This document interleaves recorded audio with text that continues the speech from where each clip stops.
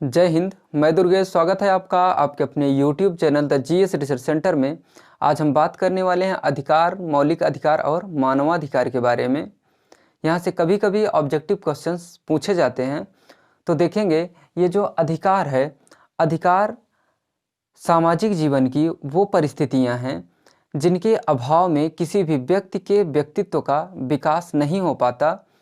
उसे क्या कहेंगे? अधिकार कहेंगे। यानी किसी भी व्यक्ति के व्यक्तित्व के विकास के लिए क्या जरूरी है? तो अधिकार जरूरी है। अधिकार के अभाव में किसी भी व्यक्ति के व्यक्तित्व का विकास नहीं हो पाता।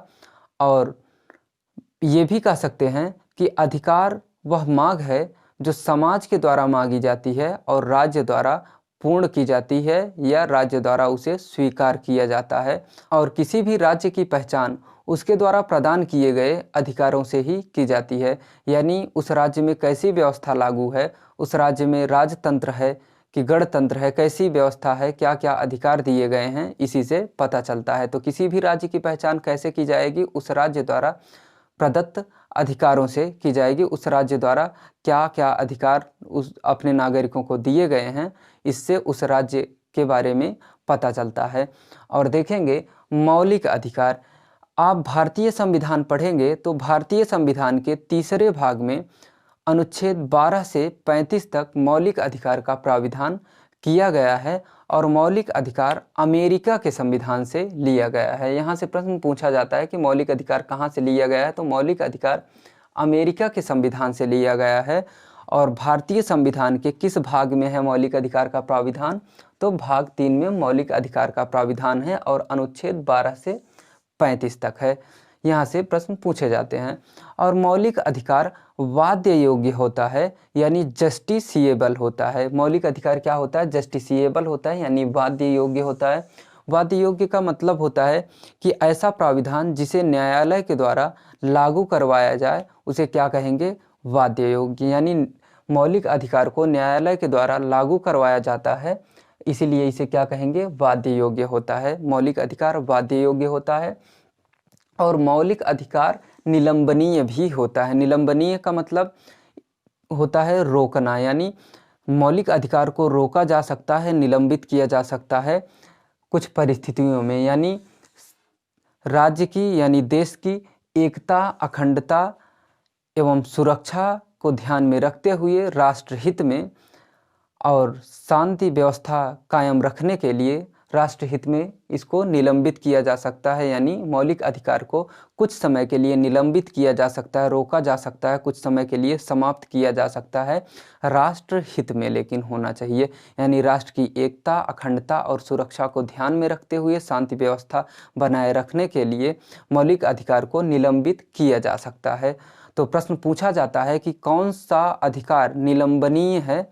तो मौलिक अधिकार क्या है? निलंबित किया जा सकता है। लेकिन आप मौलिक अधिकार पढ़ेंगे अगली वीडियो में तो उसमें बताएंगे कि कौन सा अधिकार है जो निलंबनीय नहीं है, कौन सा अधिकार है जो निलंबित नहीं किया जाता है। और अगर मौलिक अधिकार के विकास की बात करें तो देखेंगे 1215 ईस्वी में, कब? 1215 ईस्वी में ब्रिटेन के लोगों को मैग्ना कार्टा के माध्यम से कुछ अधिकार दिए गए थे। ये जो मैग्ना कार्टा है इसी को महाधिकार पत्र भी कहा जाता है। मैग्ना कार्टा को क्या? महाधिकार पत्र भी कहा जाता है। तो देखेंगे 1215 ईस्वी में ब्रिटेन में मैग्ना कार्टा के माध्यम से वहाँ के लोगों को कुछ अधिकार दिए जाते हैं। और इसी मैग्ना कार्टा से ही मौलिक अधिकार और मानवाधिकार की उत्पत्ति मानी जाती है। मौलिक अधिकार और मानवाधिकार की उत्पत्ति कहाँ से हुई है? तो मैग्ना कार्टा से हुई है। और देखेंगे 1689 ईस्वी में ब्रिटेन की संसद में बिल ऑफ राइट पारित किया जाता है। क्या? बिल ऑफ राइट पारित किया जाता है। कब? 1689 में ब्रिटेन की संसद में। और इस बिल ऑफ राइट के माध्यम से वहाँ के नागरिकों को कुछ मौलिक अधिकार दिए जाते हैं। तो पहली बार मौलिक अधिकार का प्राविधान कहाँ पे किया गया? तो बिल ऑफ राइट में किया गया। इसी बिल ऑफ राइट को अधिकारों का बिल भी कहा जाता है। किसे? बिल ऑफ राइट को क्या? अधिकारों का बिल भी कहा जाता है। तो पहली बार मौलिक अधिकार का प्राविधान कहाँ किया गया? तो बिल ऑफ राइट में यानी अधिकारों के बिल में बिल ऑफ राइट का प्राविधान किया गया। और कब किया गया? तो 1689 में किया गया। यहाँ से ऐसे ही ऑब्जेक्टिव क्वेश्चन बनते हैं। और देखेंगे विश्व में सबसे पहले अपने संविधान में लिखित रूप से मौलिक अधिकार का प्राविधान करने वाला देश फ्रांस है। कौन? फ्रांस में सबसे पहले लिखित रूप से अपने संविधान में मौलिक अधिकार को जगह दी गई। मौलिक अधिकार का प्राविधान सबसे पहले किसके संविधान में किया गया, ये प्रश्न पूछे तो फ्रांस के संविधान में सबसे पहले मौलिक अधिकार का प्राविधान किया गया। और ये प्राविधान कब किया गया? तो 1789 में पहली बार लिखित प्राविधान मौलिक अधिकार का किया गया। कब? 1789 में। और देखेंगे 1791 में अमेरिका के संविधान में लगातार 10 संशोधन किए जाते हैं। और इन लगातार 10 संशोधनों के माध्यम से अमेरिका के संविधान में मौलिक अधिकार को जोड़ा जाता है। तो अमेरिका के संविधान में कब मौलिक अधिकार को जोड़ा जाता है? तो 1791 में जोड़ा जाता है। और लगातार कितने संविधान संशोधनों के माध्यम से जोड़ा जाता है अमेरिका के संविधान में मौलिक अधिकार? तो लगातार 10 संविधान संशोधन किए जाते हैं। और इसी लगातार 10 संविधान संशोधन के माध्यम से अमेरिका के संविधान में मौलिक अधिकार को जोड़ा जाता है। और इसी क्रम में देखेंगे 1895 ईस्वी में भारत में पहली बार बाल गंगाधर तिलक के द्वारा स्वराज बिल लाया जाता है। और इस स्वराज बिल के माध्यम से पहली बार भारत में मौलिक अधिकार की मांग की जाती है। तो भारत में मौलिक अधिकार की पहली बार मांग किसके द्वारा की जाती है? तो बाल गंगाधर तिलक के द्वारा। बाल गंगाधर तिलक के द्वारा भारत में पहली बार मौलिक अधिकार की मांग कौन करता है? तो बाल गंगाधर तिलक करते हैं। और किस बिल में पहली बार बाल गंगाधर तिलक मौलिक अधिकार की मांग करते हैं? तो स्वराज बिल के माध्यम से मौलिक अधिकार की मांग बाल गंगाधर तिलक करते हैं। बहरहाल ये स्वीकार नहीं किया जाता ब्रिटिशों द्वारा। और इसी क्रम में देखेंगे 1918 में कांग्रेस का वार्षिक अधिवेशन मुंबई में बुलाया जाता है। और इस मुंबई के वार्षिक कांग्रेस अधिवेशन में हसन इमाम के द्वारा मौलिक अधिकार की मांग की जाती है। तो यहाँ से भी प्रश्न पूछा गया है कि कांग्रेस में पहली बार मौलिक अधिकार की मांग किसके द्वारा की गई? तो हसन इमाम के द्वारा। ये ध्यान रखेंगे, नाम ये बहुत इम्पॉर्टेंट है, ये नाम हसन इमाम।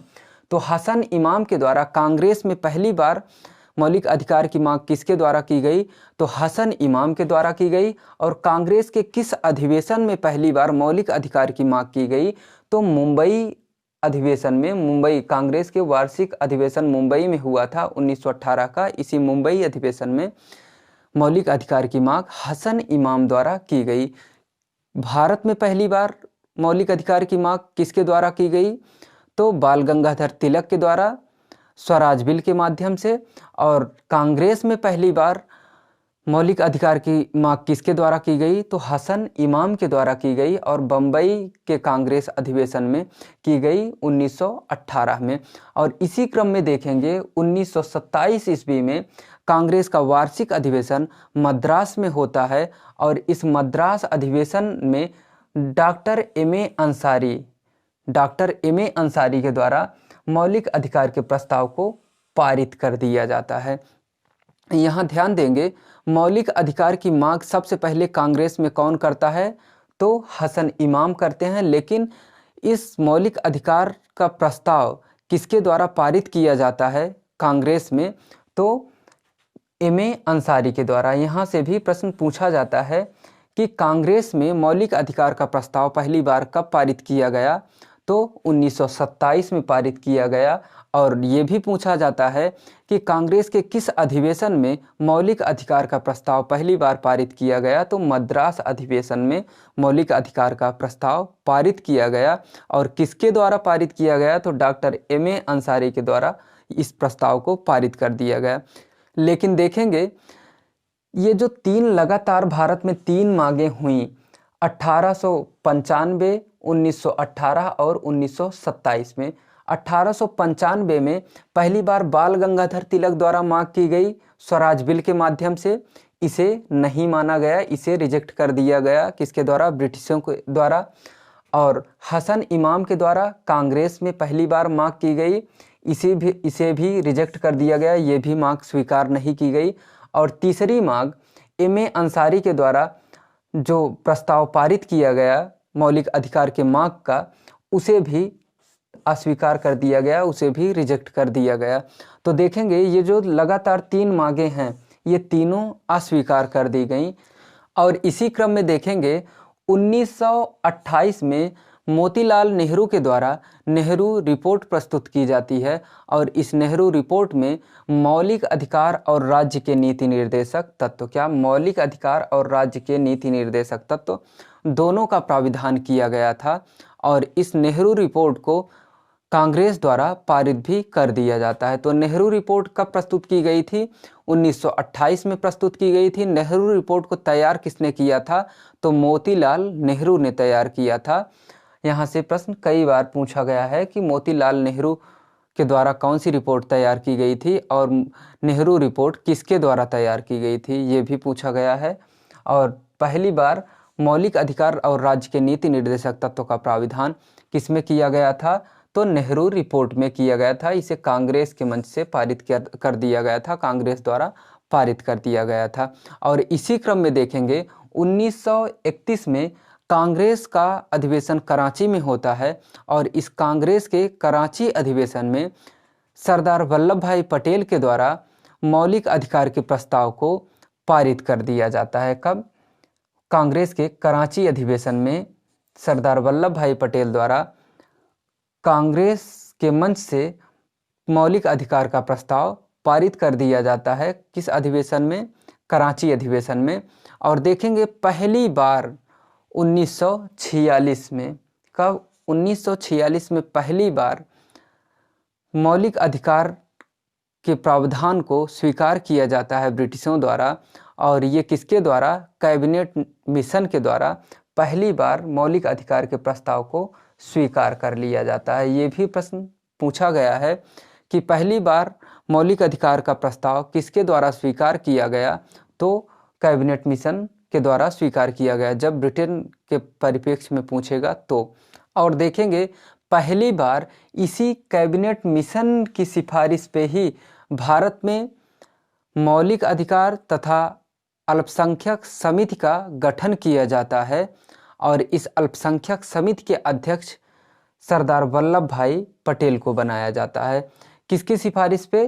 कैबिनेट मिशन की सिफारिश पे पहली बार भारत में मौलिक अधिकार तथा अल्पसंख्यक समिति का गठन किया जाता है। मौलिक अधिकार और तथा अल्पसंख्यक समिति, इस मौलिक अधिकार और अल्पसंख्यक समिति का जो गठन किया जाता है, इसके अध्यक्ष किसको बनाया जाता है? सरदार वल्लभ भाई पटेल को इसका अध्यक्ष बनाया जाता है। और भारतीय संविधान सभा की ये सबसे बड़ी समिति थी। कौन सी? मौलिक अधिकार तथा अल्पसंख्यक समिति भारतीय संविधान सभा की सबसे बड़ी समिति थी। और इस समिति में 54 सदस्य थे। कुल कितने सदस्य थे? 54 सदस्य थे। और ये मौलिक अधिकार तथा अल्पसंख्यक समिति भारतीय संविधान सभा की सबसे बड़ी समिति थी। और इस समिति द्वारा 7 मौलिक अधिकार का प्राविधान किया गया भारतीय संविधान में। चूँकि ये भारतीय संविधान सभा में ये समिति शामिल थी, ये भारतीय संविधान सभा की समिति थी। तो इसी भारतीय संविधान सभा की समिति द्वारा 7 मौलिक अधिकार भारतीय नागरिकों के लिए तैयार किए गए, भारतीय नागरिकों को दिए गए, जिसके बारे में अभी हम देखेंगे। अब देखते हैं मानवाधिकार के बारे में। ये जो मानवाधिकार है, मानवाधिकार वह अधिकार है जो किसी व्यक्ति के व्यक्तित्व के सर्वांगीण विकास के लिए प्रकृति के द्वारा दिया जाता है, प्रकृति प्रदत्त होता है, यानी नेचर के द्वारा दिया जाता है। ऐसे अधिकार को क्या कहेंगे? मानवाधिकार कहेंगे। यानी मानवाधिकार किसके द्वारा दिया जा रहा है? प्रकृति के द्वारा दिया जा रहा है। यानी प्रकृति द्वारा प्रदत्त अधिकार को, नेचर के द्वारा दिए गए अधिकार को क्या कहेंगे? मानवाधिकार कहेंगे। तो मानवाधिकार किसी व्यक्ति के व्यक्तित्व के सर्वांगीण विकास के लिए प्रकृति के द्वारा दिए गए अधिकार को क्या कहेंगे? मानवाधिकार कहेंगे। और मौलिक अधिकार किसे कहेंगे? किसी भी व्यक्ति के व्यक्तित्व के सर्वांगीण विकास के लिए संविधान या राज्य के द्वारा दिया जाता है। तो संविधान या राज्य के द्वारा दिए गए अधिकार को क्या कहेंगे? मौलिक अधिकार कहेंगे। और नेचर यानी प्रकृति के द्वारा दिए गए अधिकार को क्या कहेंगे? मानवाधिकार कहेंगे।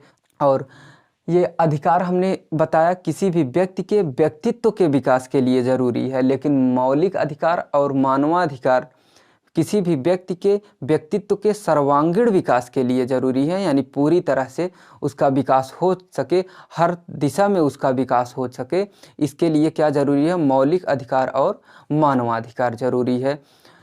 ये मौलिक अधिकार हमने आपको बताया, जैसे समानता का अधिकार, संविधान द्वारा जो जो अधिकार दिए गए हैं नागरिकों को वो क्या हैं? मौलिक अधिकार हैं। जैसे समानता का अधिकार, स्वतंत्रता का अधिकार, धार्मिक स्वतंत्रता का अधिकार, इस प्रकार के अधिकार क्या हैं? जो संविधान के द्वारा दिए गए हैं, मौलिक अधिकार हैं। लेकिन ये जो मानवाधिकार हैं, मानवाधिकार किसको कहेंगे? जैसे हंसने का अधिकार, तो हंसने के लिए तो कोई नहीं रोक सकता ना, ये तो हमारे पास नेचर के द्वारा मिला है।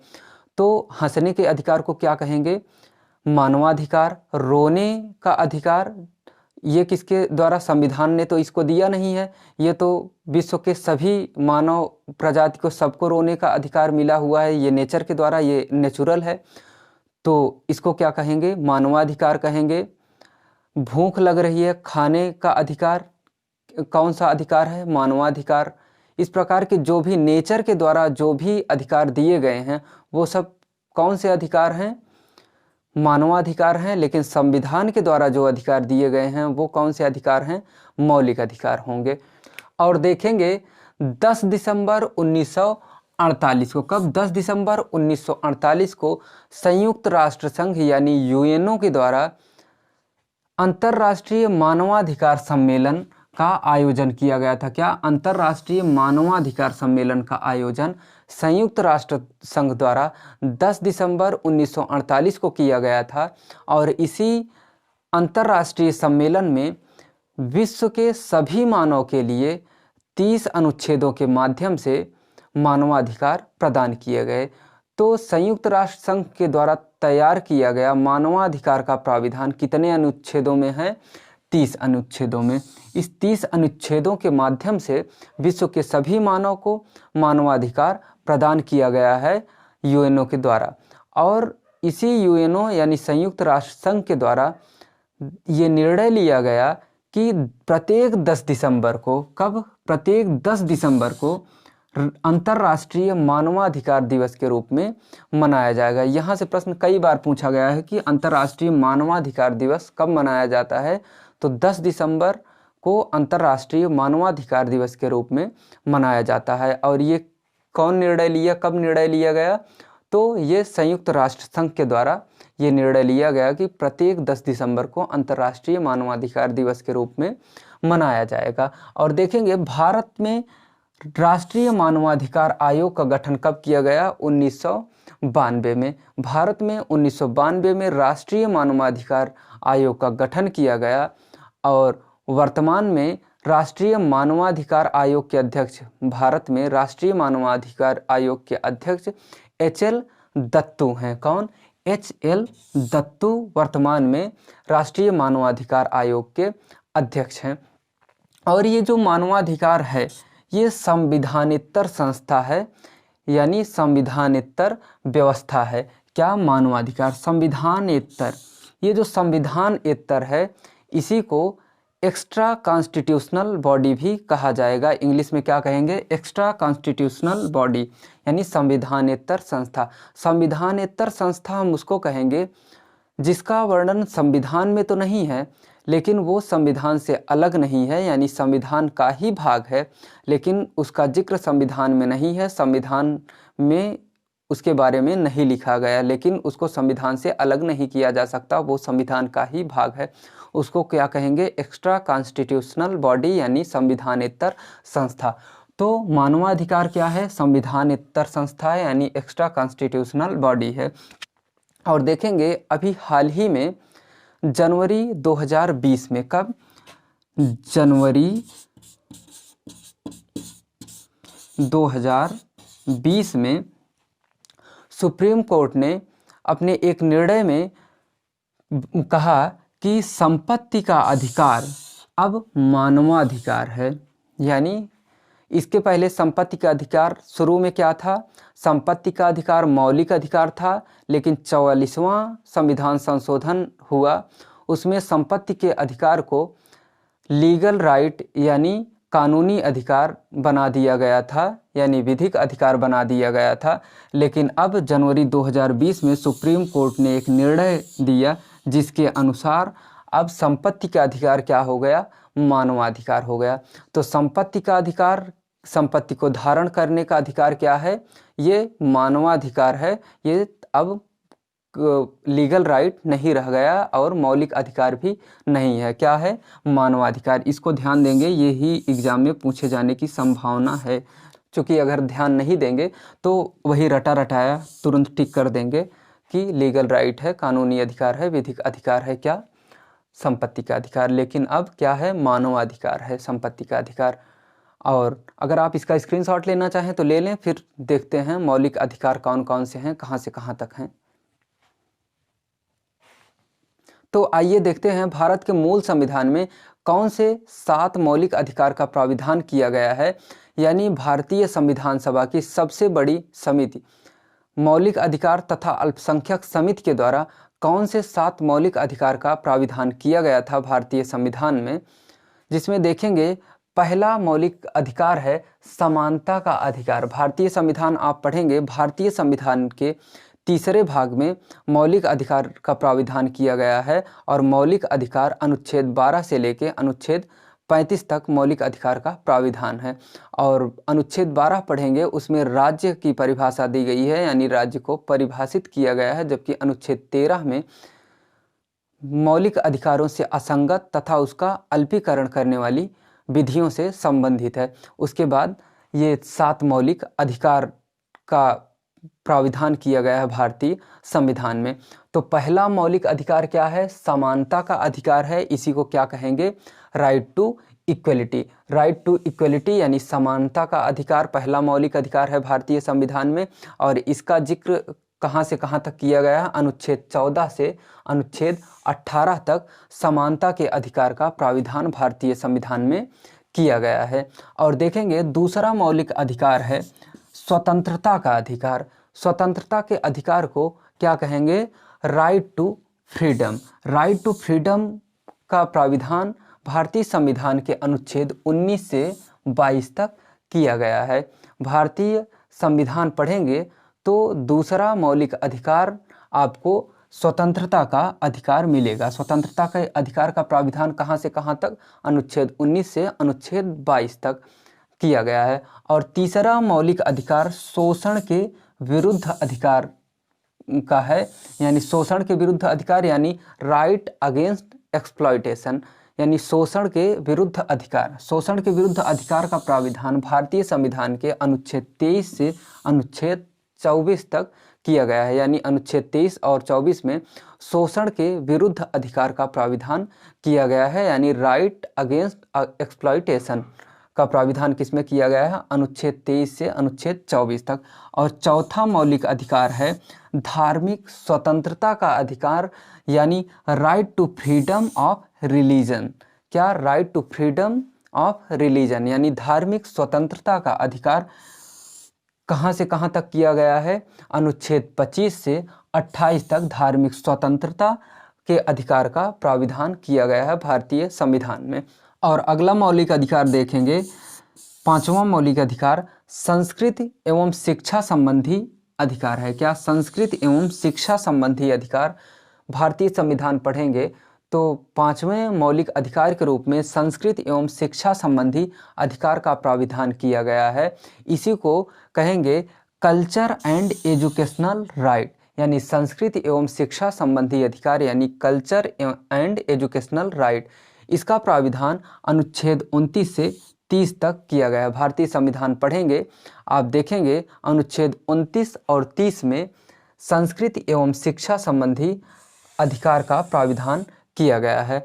और छठवां अधिकार था संपत्ति का अधिकार, यानी राइट टू प्रॉपर्टी। अब भारतीय संविधान पढ़ेंगे तो उसमें संपत्ति के अधिकार की बात की गई थी छठवें मौलिक अधिकार के रूप में, लेकिन 44वां संविधान संशोधन अधिनियम 1978 के द्वारा इस संपत्ति के मौलिक अधिकार को समाप्त करके लीगल राइट यानी कानूनी अधिकार या विधिक अधिकार इसे घोषित कर दिया गया था, लीगल राइट बनाया गया था। और संपत्ति के अधिकार का प्राविधान अनुच्छेद 31 में किया गया था, लेकिन 44वें संविधान संशोधन अधिनियम के द्वारा इसे लीगल राइट बना दिया गया था, यानी विधिक अधिकार बना दिया गया था। लेकिन देखेंगे अभी हाल ही में सुप्रीम कोर्ट ने अपने एक निर्णय में ये कहा कि संपत्ति का अधिकार अब मानवाधिकार होगा। अपने एक निर्णय में संपत्ति के अधिकार को मानवाधिकार बताया। किसने? सुप्रीम कोर्ट ने। कब? जनवरी 2020 में।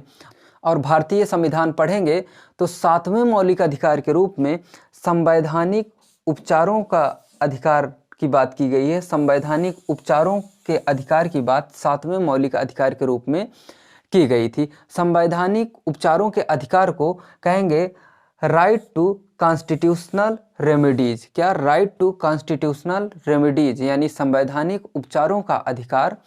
इसका प्राविधान अनुच्छेद 32 से 35 तक किया गया था। और इसी संवैधानिक उपचारों के अधिकार में ही हाई कोर्ट और सुप्रीम कोर्ट 5 प्रकार की रिट जारी करते हैं मौलिक अधिकार का उल्लंघन होने पर। ठीक है, तो मौलिक अधिकार हम पढ़ेंगे तो उसमें डिटेल में इन सभी चीज़ों के बारे में पढ़ेंगे। तो आज की क्लास बस यहीं तक। अगर वीडियो आपको पसंद आए तो लाइक और सब्सक्राइब जरूर करें। Thank you.